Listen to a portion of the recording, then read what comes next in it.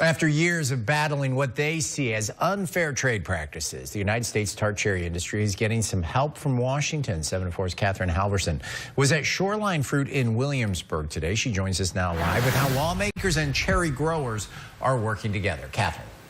That's right. Some northern Michigan farmers say cherry imports into the United States market is causing prices to collapse. Senator Gary Peters toured Shoreline Fruit in Williamsburg today to highlight federal efforts to target unfair trade practices by foreign competitors. Michigan's cherry farmers produce 75% of the nation's tart cherries.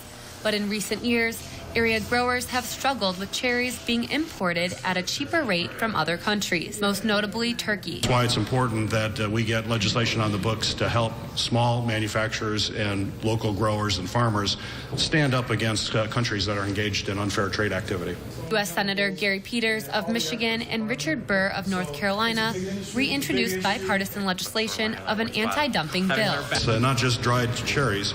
We're talking about other agricultural products around the country and small industries around the country that are being impacted, and that's why we're going to build a coalition, a broad bipartisan coalition, to get it passed out of the Senate, hopefully as soon as we can. In addition to the proposed trade legislation, the cherry industry is taking their own action.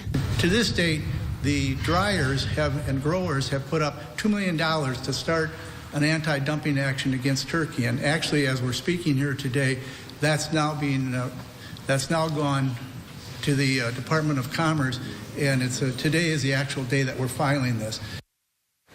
Senator Gary Peters says the dumping activities by the Turkish government could drive the whole industry out of business. He adds that losing the cherry industry in Michigan would be catastrophic. Reporting live in the studio, Catherine Halverson, 7 4 News. All right, thanks, Catherine. In 2018, growers in northern Michigan said Turkey was exporting about 250 million pounds of tart cherry products into the U.S.